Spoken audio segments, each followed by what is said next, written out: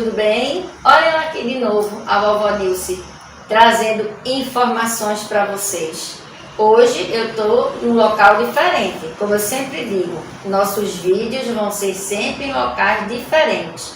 Hoje eu estou num espaço de ponto de equilíbrio, espaço terapêutico, com a psicóloga clínica e escolar Luciana Absalão e com o terapeuta integrativo Hilton Santos, certo? Então, Luciana, você como psicóloga, como terapeuta escolar, né, clínica escolar, o que é o autismo para você? Não para mim, né, em Sim, particular, sim. mas cientificamente a gente pode dizer que o autismo, ou seja, o TEA, transtorno de espectro autista, é um transtorno global do desenvolvimento infantil. Por que global? Porque atinge alguns aspectos no desenvolvimento infantil, no desenvolvimento da criança, que é o aspecto social, de interação social, o aspecto da fala e o aspecto do comportamento. E o desenvolvimento infantil, que o desenvolvimento começa desde o feto, na barriguinha da mamãe, não é? Então, começa ali a interferir com a questão neuroquímica. Certo. E como identificar que uma criança tem autismo, tem TEA? O TEA é classificado atualmente em leve, moderado e grave, mas a gente sabe que o TEA ele é identificado por características peculiares. Essas características às vezes nem são identificadas com nitidez, quando é um autismo bem leve. Quando ele vai tornando a moderado, grave, a gente percebe que essas características se tornam mais fortes, mais detectáveis, que são a dificuldade de interagir no social, a dificuldade de lidar com a fala, com o verbal. Que aí já seria um autismo de um grau mais elevado, né? Isso. A questão do comprometimento no comportamento, que a gente permite, né, entender que o comportamento é diferenciado. Né? Então, que comportamento é esse diferenciado? É quando ele tem dificuldade de olhar nos olhos, tem dificuldade de sair de uma rotina, o comportamento, às vezes, em defesa é um pouco agressivo ou autoagressivo. Tem outras características que são mais peculiares, né? Que a gente pode ir falando no decorrer. Correto. E assim, um breve histórico disso tudo. A gente percebe que, se a gente for contabilizar mundialmente, e isso foi pela ONU, né? Pela Secretaria de Pediatria, tanto aqui no Brasil como de uma forma mais ampliada, existem muitos autistas que eles não são diagnosticados, né?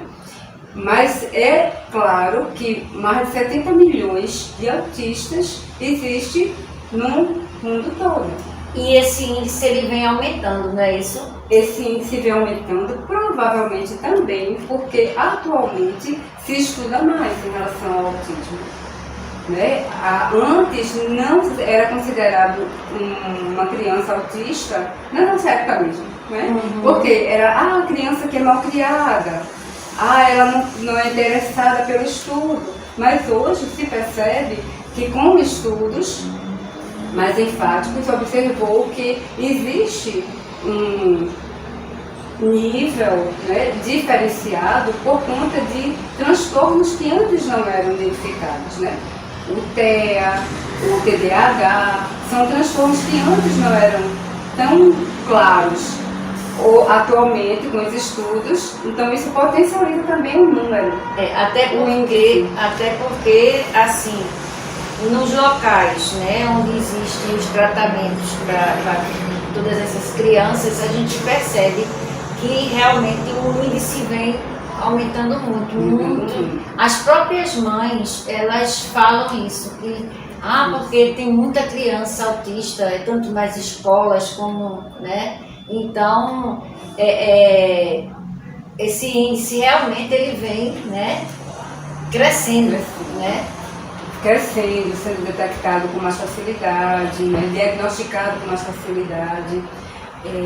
Foi descoberto, por exemplo, há pouco tempo, recentemente, que existe um neurônio, que é o neurônio espelho, que a gente se identifica com o outro. Por exemplo, alguém abre a boca, aí eu termino ficando com vontade de abrir a boca também, né? Então, isso é decorrente de um neurônio que foi descoberto há pouco tempo, que é o neurônio espelho, e que esse neurônio, ele é não tão formado no autista. Então, isso é uma das situações de estrutura neuroquímica, né, que interfere nesse comportamento, nessa dificuldade de comportamento. Então, a questão da empatia, ele tem dificuldade, a questão de compreender, por exemplo, eu olho para a cara de uma pessoa, para o rosto de uma pessoa e identifico se ele está com raiva, se está estressado, mas o autista ele não detecta, exatamente por conta desse neurônio. E geralmente assim, o autista, muitos, dependendo do grau deles, eles criam um mundo só para eles, né? Isso, perfeito. Porque eu observo isso também, que tem, e vejo relatos de mães que tem aquele autista que ele se tranca no quarto e ele não quer mais falar com ninguém, não quer ver mais ninguém, ele faz o mundinho dele ali. Aí isso também depende do grau, né? Isso depende do grau. O grau leve, a moderado, ele tem mais facilidade de interagir, né? De aprender questão cognitiva, mas quando é um grau alto, um grau grave, ele tem mais dificuldade de interagir com o outro, tem mais dificuldade de cognição, tem mais dificuldade na questão da estabilidade do comportamento. E a tendência de um autista clássico é exatamente isso, se isolar, né, ficar no mundinho dele, ter o objeto que ele se identifica para brincar no dia a dia, não suporta muita zoada, não suporta mudar a rotina. Ele segue sempre uma rotina, até a rotina alimentar. Eu já vi que tem crianças autistas que ela, até a comida, ele não come uma comida de cor verde, não come uma comida de cor laranja, ele come ou seja, uma verdura, uma fruta, né? Ou então ele tem um maior gosto mais por arroz, só quer comer arroz, ou então só quer comer o macarrão. Tem isso também, né? Tudo isso está relacionado à sensibilidade dele. O autista, ele é hipersensível ao nosso mundo, né? Então, ele busca algo que é confortável para ele, que é seguro para ele. Então, aquela comida é segura, é confortável, aquela pessoa é confortável, aquele lugar é confortável, aquele brinquedo é confortável. Se relaciona melhor com cachorrinhos, bichinhos e com objetos do que com pessoas. Porque a pessoa é muito imprevisível e ele precisa do previsível. Também assim, eu vejo também muito assim, que questão de tem deles que não suportam que toque na sua cabeça. Isso. Aí ele não quer, não aceita, né? Aquilo ali, o toque da cabeça ali para ele, ou o abraço. Tem uns que não gostam mesmo de ser abraçado. Tem outros que já gostam do abraço, né? E tem também a questão do que não fala, do que não verbaliza nada, né? São duas características que você está trazendo muito interessantes. Aquele que tem dificuldade de toque, de abraço, ele não tem dificuldade de afeto, ele gosta de afeto. Só que ele é sensível ao toque, né? Principalmente com o desconhecido. Né? Então, assim, para a gente se aproximar, precisa que ele, como ele processa de uma forma muito lenta, às vezes é dias, meses para processar. Então, o que é importante para ele? Que a pessoa compreenda esse limite, essa sensibilidade e que vá se aproximando aos poucos, deixando que ele, no tempo dele, processe e venha e dá um abraço e dá um toque. A partir daí, ele está dando abertura, né?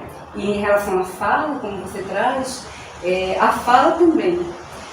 Quanto mais grave o autismo, mais dificuldade de fala, né? Então, tem alguns que têm uma fala estereotipada, tem uma fala bem rotulada, tem até algumas expressões na comunicação que o outro nem entende, porque estão dentro do mundinho dele. E ainda tem aqueles, em alto grau também, que não falam. Que não verbaliza não nada. Verbaliza. Não é porque não saiba falar, mas é porque a questão desse processo de interação com o outro é limitado. Então fica difícil que ele absorver. Mesmo ele tendo até o acompanhamento do fonoaudiólogo, que eu vejo muito também isso, tem acompanhamento da fono, tem tudo, mas ele não consegue falar. E isso cria, eu vejo nessas crianças assim, cria uma ansiedade, porque ele quer dizer o que ele está sentindo e ele não fala. Aí muitas vezes eu vejo esses gestos aqui de ansiedade. Ele quer falar e ele vai se expressando assim, com gestos, totalmente com gestos. Aí cabe a quem acompanha, né, quem geralmente conhece muito é a própria mãe, né? Não tem ninguém melhor para conhecer do que a própria mãe. Aí a mãe tem que tá com dor aqui, até chegar a ele conseguir dizer, se expressar o que ele sente. Né? Você traz duas coisas bem importantes nisso. Uma das questões é exatamente o tratamento. Como você coloca, o tratamento para o autista, ele precisa ser multiprofissional. Porque cada profissional vai direcionar uma área. O fono, mais a área da linguagem, o neuropediatra, mais na questão neuroquímica e medicamentosa, o psicólogo, mais na questão do comportamento, o profissional de educação física, para alguns, exatamente para lidar com o equilíbrio do corpo, com a respiração. Ou seja, cada profissional ele trabalha com o seu aspecto de conhecimento. E como você coloca, né, esses estímulos, eles são imprescindíveis, inclusive a mãe, o pai, quem cuida da criança, ter o conhecimento de como se comunicar com ela e como pode estimular. Porque não é um estímulo que a gente dá limite e ele compreende o limite.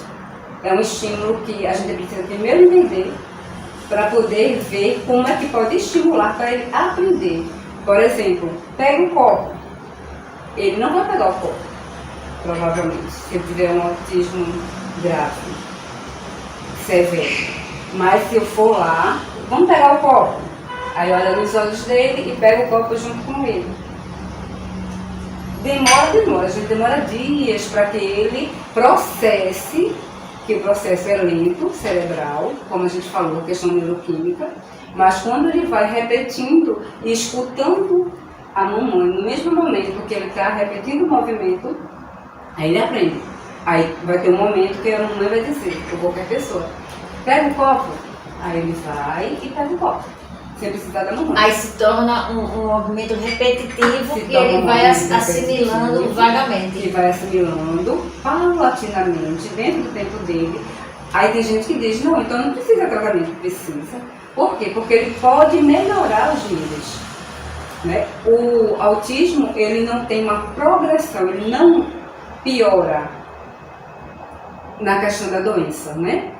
Que não é doença, é um transtorno. Mas ele também tem possibilidade de sair daquele nível e ir melhorando a sua qualidade de vida, melhorando a adaptação com o ambiente, com o meio, melhorando a interação social, diante exatamente desses pequenos estímulos, da aprendizagem lenta e processual. Certo.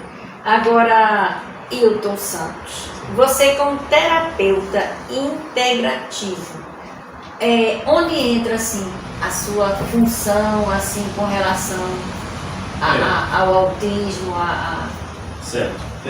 Como terapeuta integrativo, nós aqui do Espaço Ponto de Equilíbrio, nós disponibilizamos de algumas ferramentas. Dentre elas, uma ferramenta em especial chamada Neurofeedback, em que nós trabalhamos através de um software, certo? Colocado no paciente, em que é trabalhado um exercício, entendeu?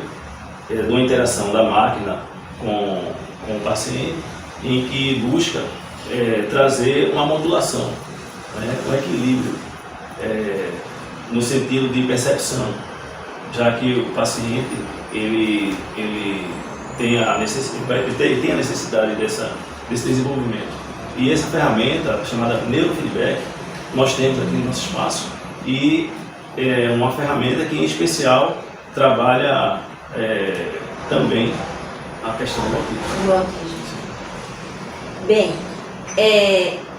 ficou bem claro, né, a questão, e eu gostaria que você, Luciana, passasse assim uma mensagem para essas mães de autista que vão estar nos vendo, para esses pais, principalmente pai, porque eu digo principalmente, porque o que eu vejo muito é mãe dizer: meu filho, quando teve o diagnóstico de autismo, o pai disse, não tenho psicológico, não aguento, e vai embora.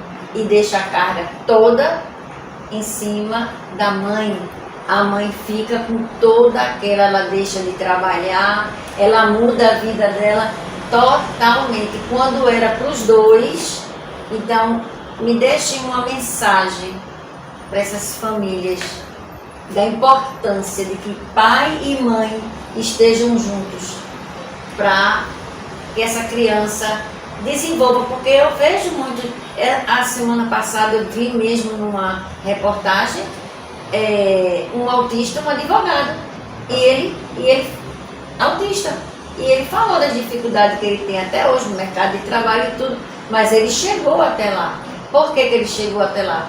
Porque ele teve um acolhimento familiar, ele teve os tratamentos, tudo na época certa.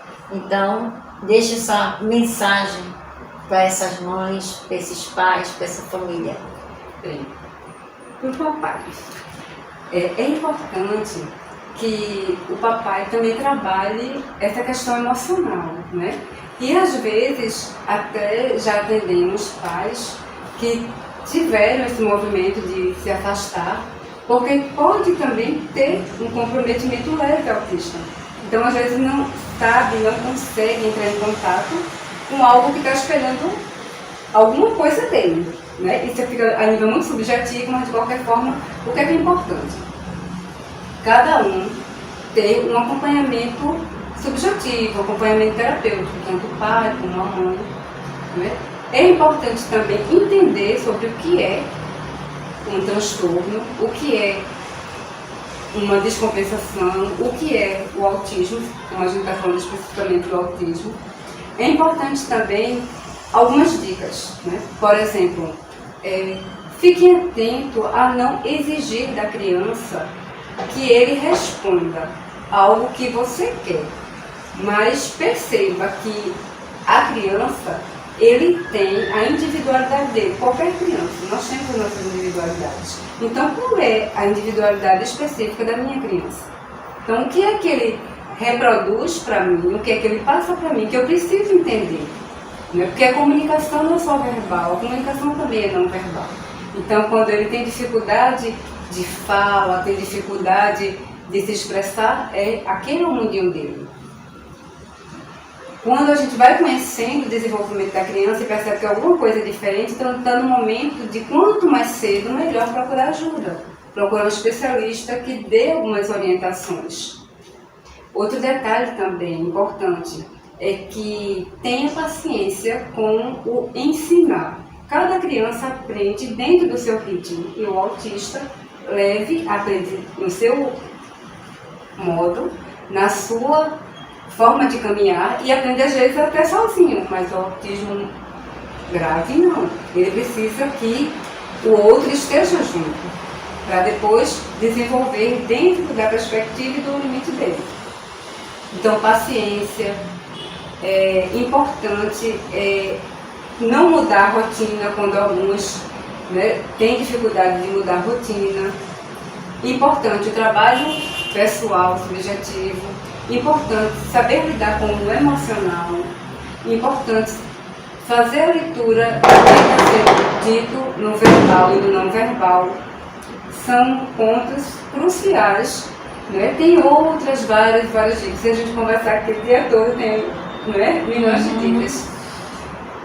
Alguma dica que tu queira colocar? Eu acho que, eu acredito que há uma importância muito grande da família com relação ao acompanhamento, né, do autista.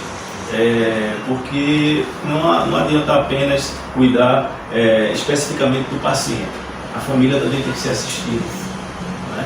Porque o processo terapêutico ele não fica focado apenas no consultório, mas tem que ir também um pouco disso para o lar, para a família.